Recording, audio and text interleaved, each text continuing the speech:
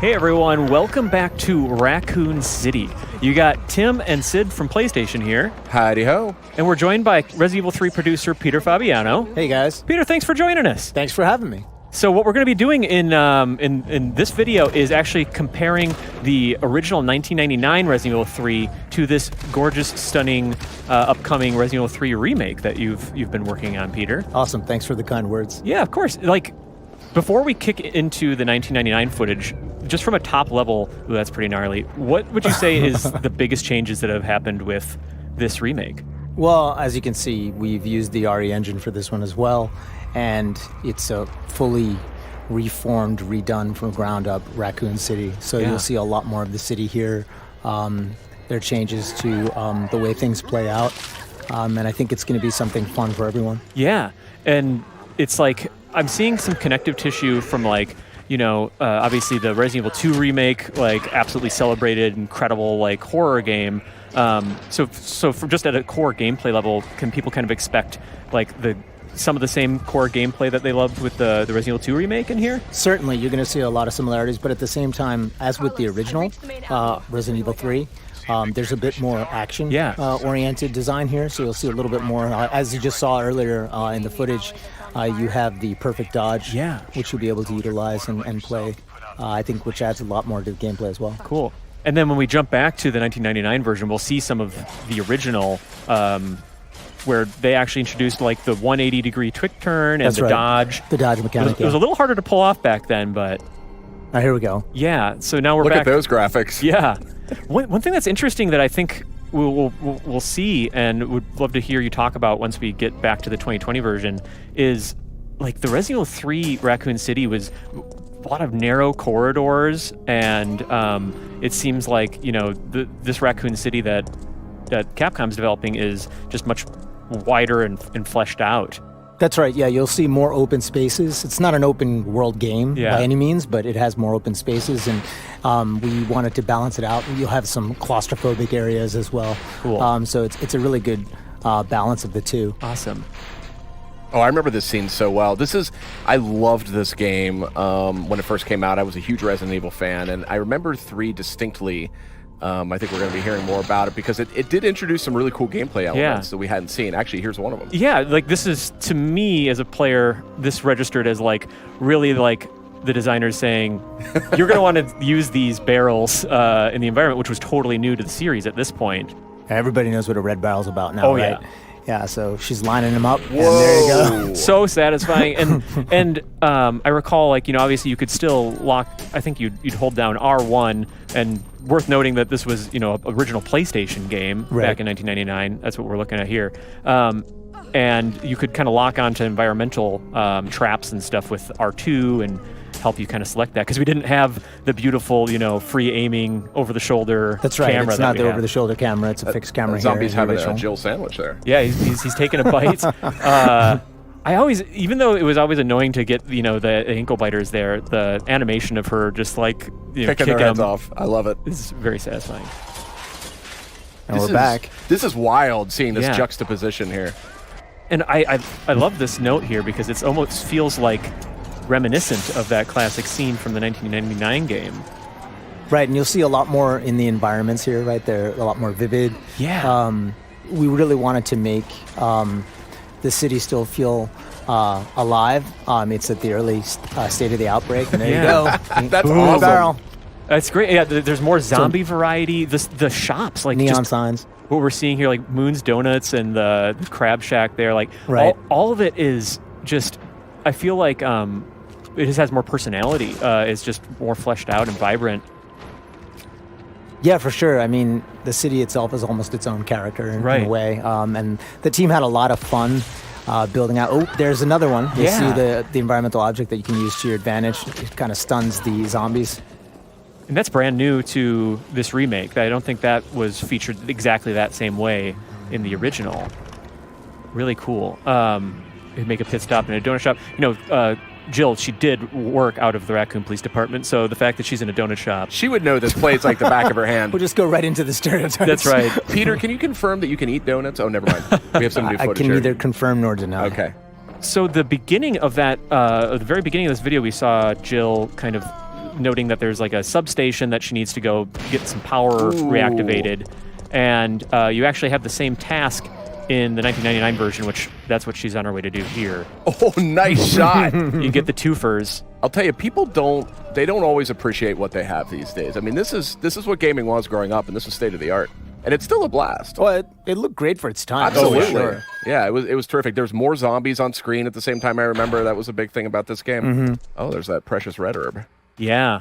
Tim, what are you doing? The potency of your, I was feeling pretty confident when when we recorded. Yeah, worth noting, this is all pre-captured gameplay that we're looking over here.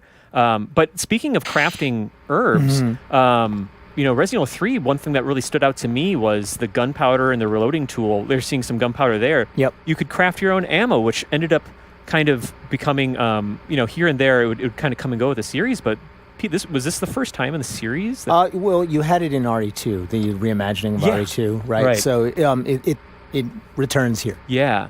So it's so cool to kind of see it full circle because I remember it in Resident Evil 7 and Resident Evil 2. Right. And just I'm excited with the remake to go back and see where that kind of came from. Yeah, it's great because you have to make choices. You decide which ammo types do I want to make, what's more important, what's more valuable. Had not been seen in the series before this game, and I remember it was a bit controversial back at the time in this particular game from '99.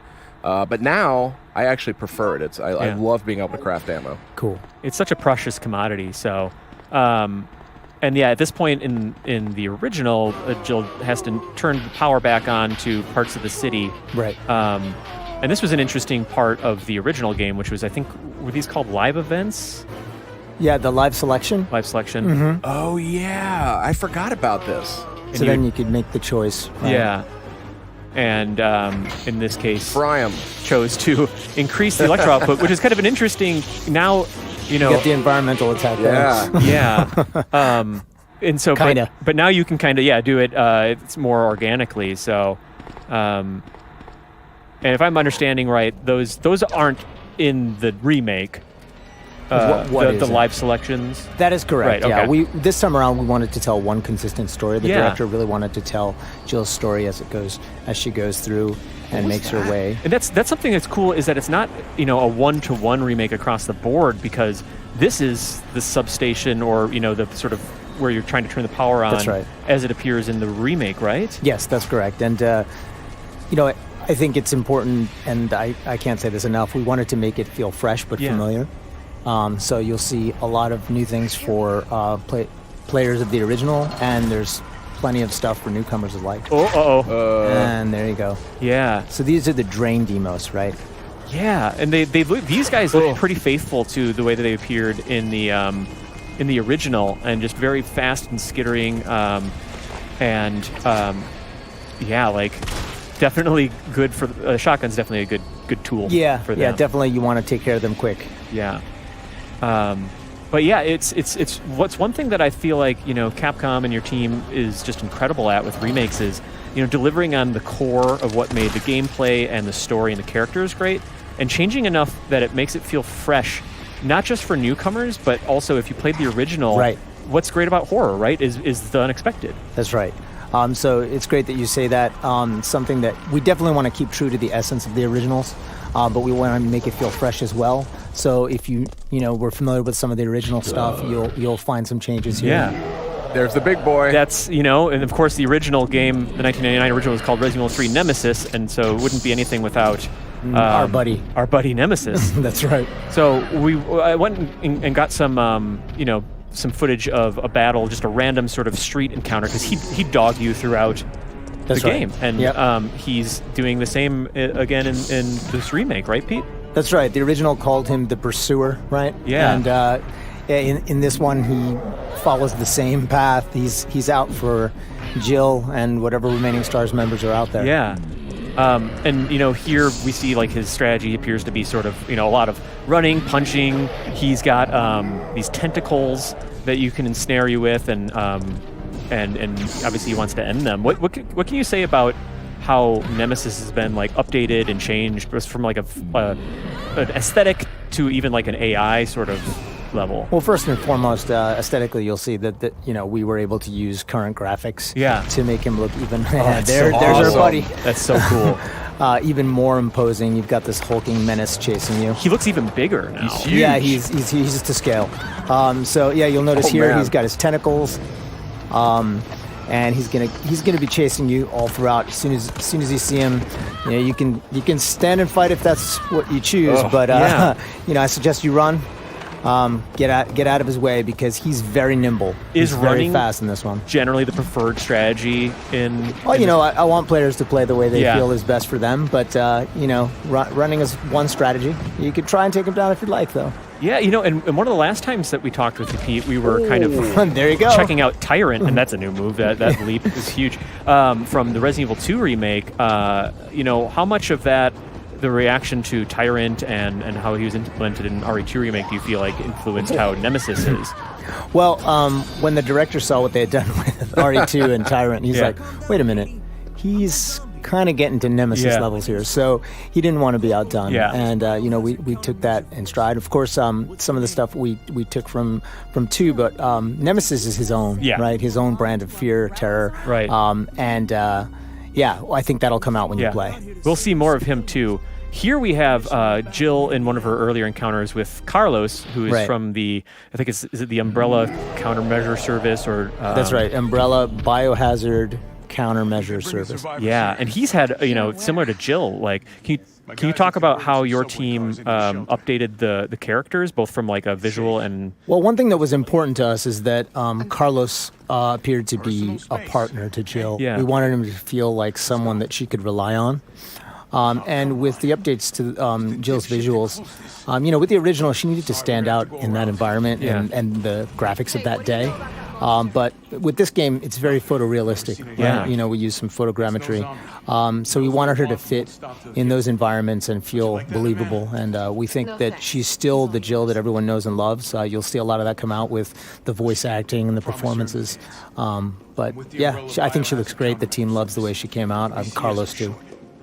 Yeah, they really, I think, are really faithful to the spirit of what they were like in the original, while just feeling a little more. I'm a sucker for the original, PlayStation games voice acting, very of its era.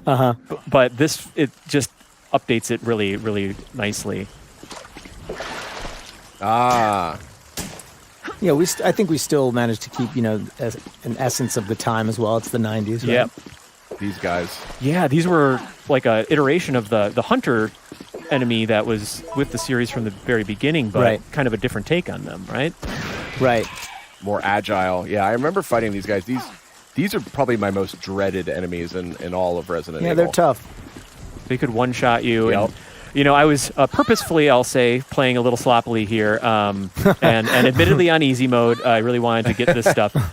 This is all you. This is all me. Yeah, you can blame me. Oh, there you go. Oh, my gosh. Yeah. Wow, that's awesome. They look more froggy in this one. Yeah, I think it was like the Hunter Beta or something like that. That's right, yeah.